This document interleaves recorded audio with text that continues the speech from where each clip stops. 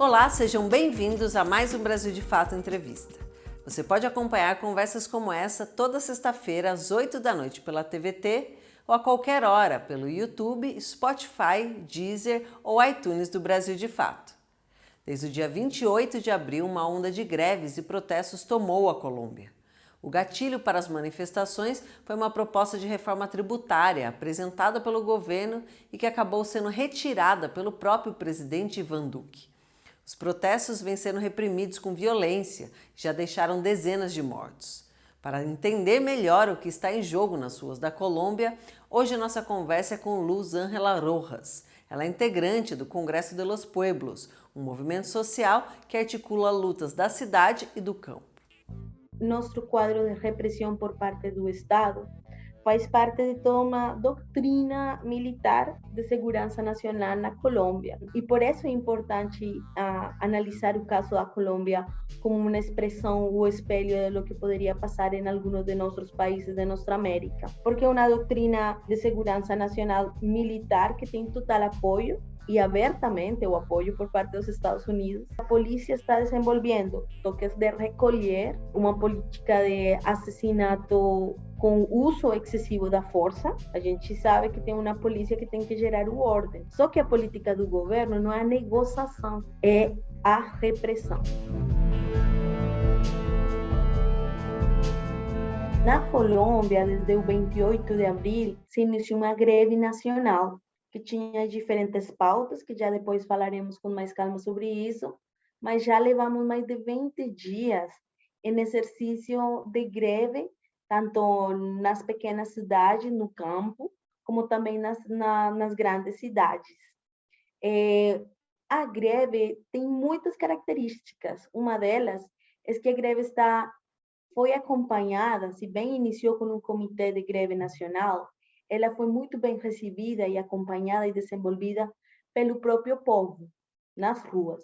Aquelas pessoas que não têm diretamente uma organização, mas estão nas ruas com muito alto grado de inconformismo, de raiva, de indignação. Então, o que aconteceu? O 28 começaram a sair pessoas nas ruas, se desenvolveram diferentes atividades e as pessoas começaram a se organizar e estar afora, desde muitas atividades culturais, a dança, a música, a batucada, sabe? Aquele toque de tambor. E as pessoas começaram a organizar e lembrar aquelas formas organizativas que já se veniam desenvolvendo, mais ou menos desde 2019, outra greve bem importante no final do ano que a gente tive e começou a se organizar em assembleias populares. Então, a primeira descrição é ver as pessoas nas ruas, dançando, caminhando, fazendo bloqueios das rodovias, fechando também caminhos, mas também sentadas discutindo, falando sobre o que acontece, quais são as reivindicações, quais são suas problemáticas locais. Junto com este tipo de espaço de encontro, tem as mobilizações que começaram de muitos outros sectores e outras atividades, tipo, começou um exercício de derrubar estátuas. Então, eu quero as assembleias populares por um lado, outras pessoas organizadas além, junto com os indígenas, derrubando estátuas de aquelas figuras da colonização espanhola, e também um exercício muito forte de repressão da polícia. Então, temos outra imagem, é uma polícia que está batendo em os manifestantes, perseguindo homens e mulheres nas ruas, e as pessoas também resistindo.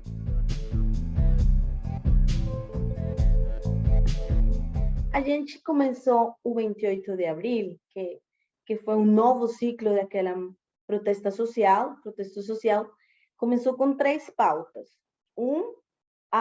Contra a reforma tributária, que é uma reforma neoliberal, ela surge como uma resposta à ineficiência para enfrentar o Covid por parte do governo.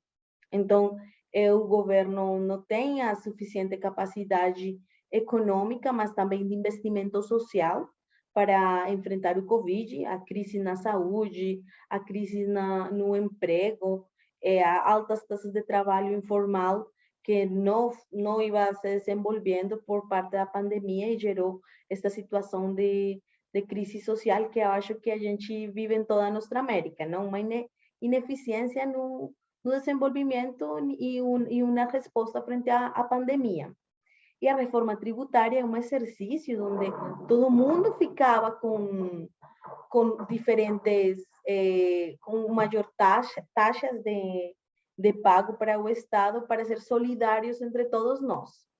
Mas deixava quieto o capital financeiro e era o povo, classe média, classe baixa, sociedades muito empobrecidas que tinham que começar a ter que pagar taxas sobre os alimentos e outras coisas de consumo de primeira necessidade.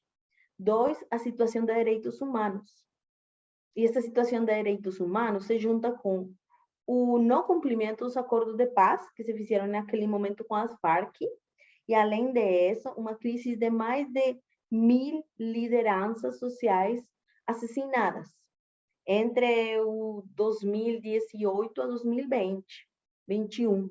Estou falando isso num país que a Colômbia cabe 8 vezes no Brasil, como para que vocês tenham uma dimensão de como a diferença também, e essa mesma diferença no número de habitantes.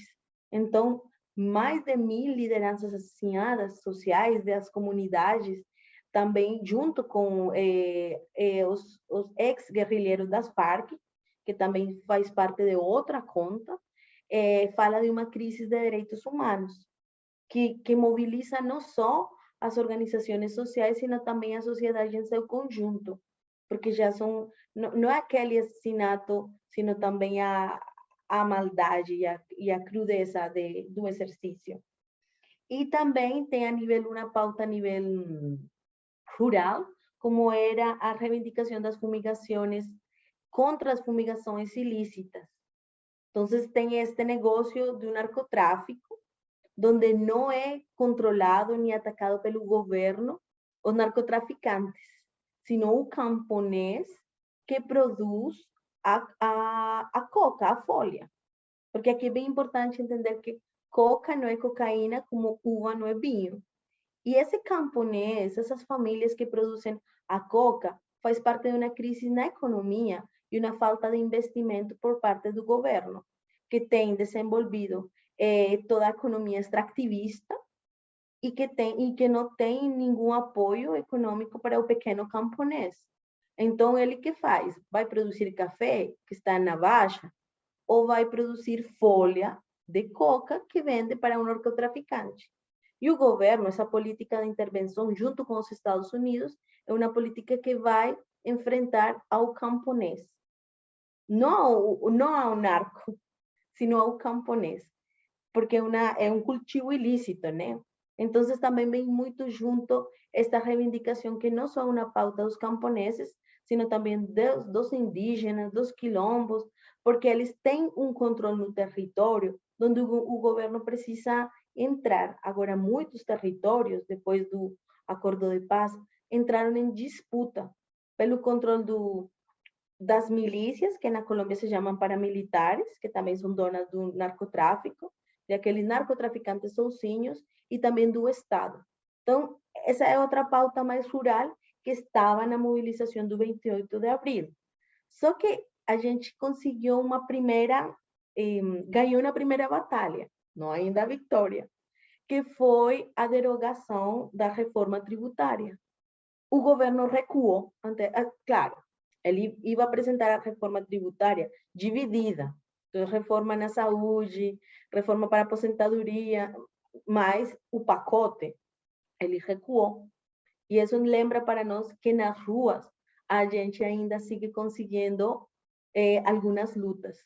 E por isso as pessoas começaram a falar, não é só a reforma tributária, é abaixo o governo de Duque, que representa uma história muito longa de uma ultradireita na Colômbia, uma ultradireita miliciana, uma ultradireita corrupta, e abaixo o governo de Duque e abaixo as medidas econômicas para o país. Então, além de questionar ao governo, também fala sobre uma política de Estado que ela é historicamente neoliberal. A gente falava que nosso quadro de repressão por parte do Estado faz parte de toda uma doutrina militar de segurança nacional na Colômbia. E por isso é importante analisar o caso da Colômbia como uma expressão ou espelho de lo que poderia passar em alguns de nossos países de nossa América. Porque é uma doutrina de segurança nacional militar que tem total apoio e abertamente o apoio por parte dos Estados Unidos e que é o primeiro campo de preparação. Então, temos, historicamente, os movimentos sociais tinham se vinculado com a guerrilha, então, aquela lógica de qualquer que tenha uma movilização social, uma reivindicação em sua comunidade, tem algum vínculo com a guerrilha. Depois com o acordo de paz, se bem as Farc participou, tinha outra guerrilha que não participou, que foi o Exército de Libertação Nacional, mas o governo já não tinha aquele argumento no centro do debate. E agora o argumento voltou que a protesta, a manifestação social é um inimigo interno. Então, já não tem aquela figura do terrorista, guerrilheiro, do narcotraficante, guerrilheiro, terrorista, do castrochavismo. Só agora é um manifestante que sai na rua. E essa figura para o governo é ainda mais difícil de criar um argumento e das pessoas aceitar.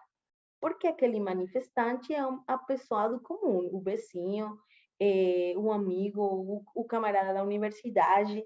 E isso é muito importante porque a polícia está desenvolvendo toques de recolher, uma política de assassinato com uso excessivo da força pública. A gente fala, tá, está bem, a gente sabe que tem uma polícia que tem que gerar o ordem. Só que a política do governo não é a negociação, é a repressão. E ele achava que com a repressão o povo teria medo. Só que quienes estão nas ruas, e aqui é muito importante resgatar o papel da juventude, são jovens que, olha, já não tem medo. E isso é bem complexo, porque se você não tem medo, é porque já não tem muitas garantias de futuro.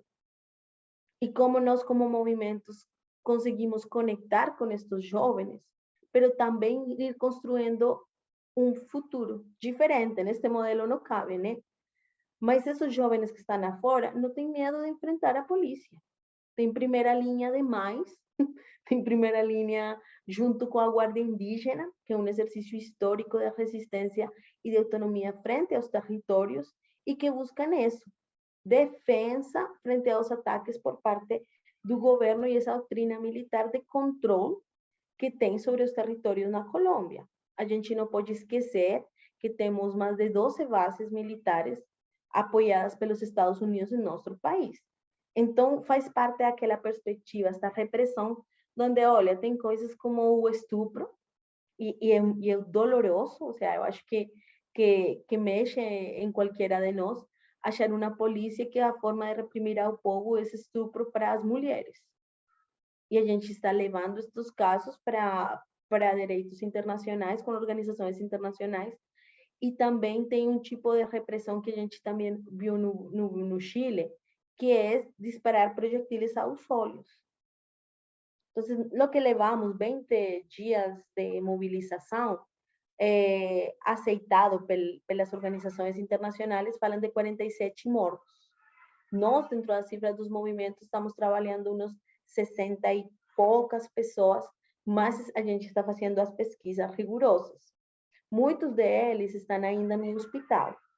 Então, e outra coisa que ajudou o governo é que não tem legitimidade já a polícia, eles deixaram aberta a possibilidade que a população civil procurara voltar à normalidade. E isso gerou já uma morte de um companheiro já de luta, que é Lucas, em la cidade de Pereira, onde pessoas de civil, e deixo isso muito entre aspas, porque o governo trabalha com aquela lógica de civil, e a gente sabe que são paramilitares, que são as milícias, ou mesmo polícia que trocou as roupas, já tem vídeo de todo isto. E outro fato muito desafortunado no Cali, onde tinha todo o que foi a mobilização indígena e 7 pessoas foram feridas, entre eles líderes da guarda, mulheres. Está Daniela, uma companheira da guarda indígena jovem, que vem desenvolvendo um trabalho muito importante, que ela foi ferida. Então, a forma como a polícia enfrenta ao povo é como uma política de terror, uma política de medo, de controle.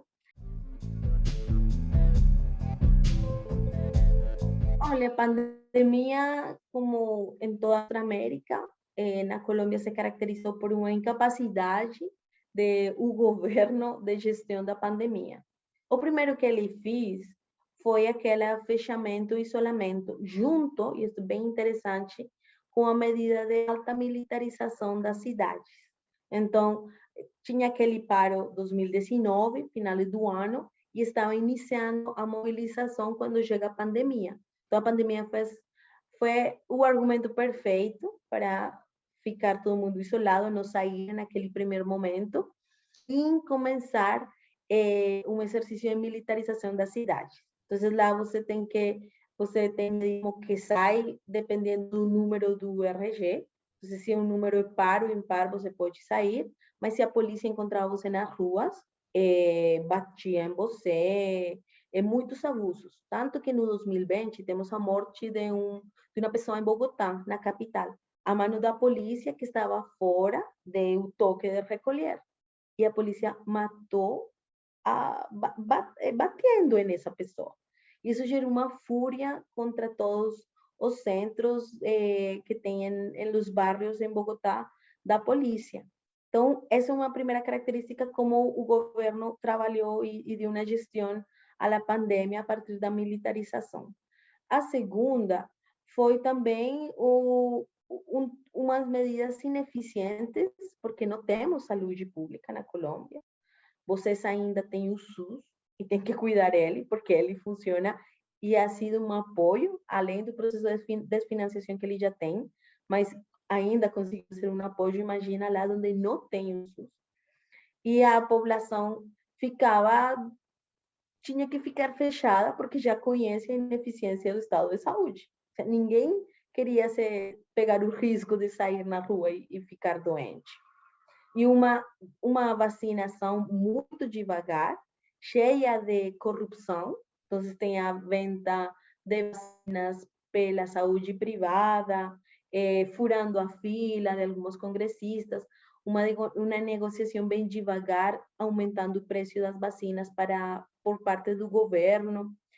E isso gerou uma crise social. Então, temos altos níveis de desigualdade, maiores níveis de empobrecimento das populações. E além disso, o governo continuou com essa política de extermínio das lideranças sociais. Até era muito fácil encontrar a elas, que já não fugiam, sino que ficavam em suas casas. Então, eu lembro muito do setor campesino indígena que falavam: é muito melhor sair a lutar e achar que a gente pode pegar o Covid que morrer sem se enfrentar a um governo que está tentando te assassinar. Essa crise da pandemia terminou de gerar e aumentar a crise social, porque o acesso às universidades ficou pior ainda, o trabalho informal, que é a base da economia na Colômbia, não tem como ser desenvolvido, e o governo totalmente incapaz de gerar soluções. Tudo ao contrário, ele abre, muitas cidades abrem e tiram o toque de recolher e as medidas de isolamento em prol de reativar a economia, sem gerar medidas reais para enfrentar a pandemia. Então, essa situação se vive muito na Colômbia. O Pacto Histórico é uma coalição de forças, se chama Pacto Histórico porque normalmente na Colômbia o que a gente conhece como a oposição é algo relativamente novo, estou falando uns 20, 30 anos, e isso é muito forte porque imagina na Colômbia 30 anos ter um partido de oposição. Não é que antes não existisse, não tinha partidos históricos, mas com muita pouca capacidade de influência na sociedade. Então, quando vai se configurando outras forças políticas de oposição, eles já começam a ter maior representatividade nos, nos, nos espaços do governo e começam a ter um jogo nas eleições tanto presidenciais como regionais.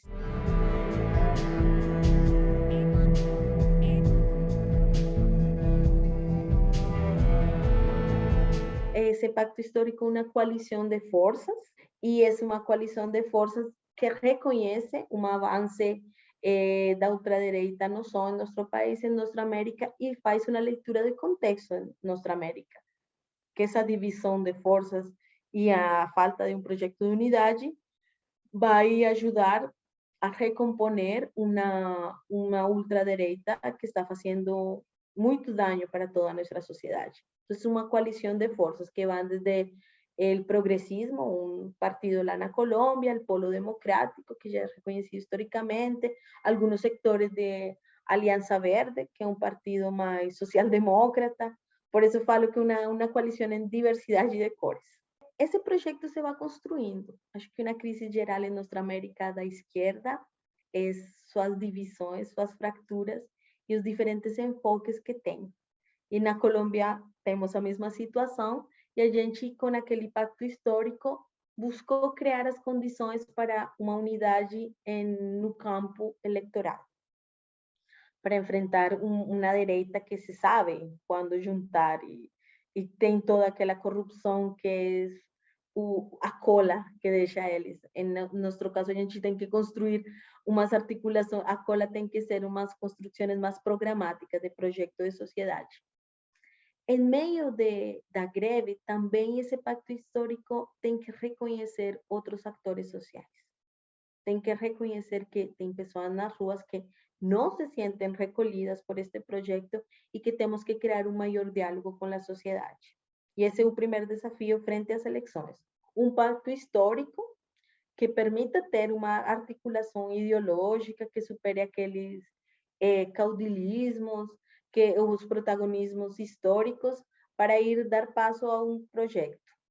E também que reconheça outros sujeitos, mulheres, homens, que não se sentem nem dentro da extrema-direita, nem dentro de um projeto mais alternativo ou progressista. Ainda não falo de uma esquerda configurada, porque o pacto histórico tinha muitas cores, por assim falarlo, naquela concepção.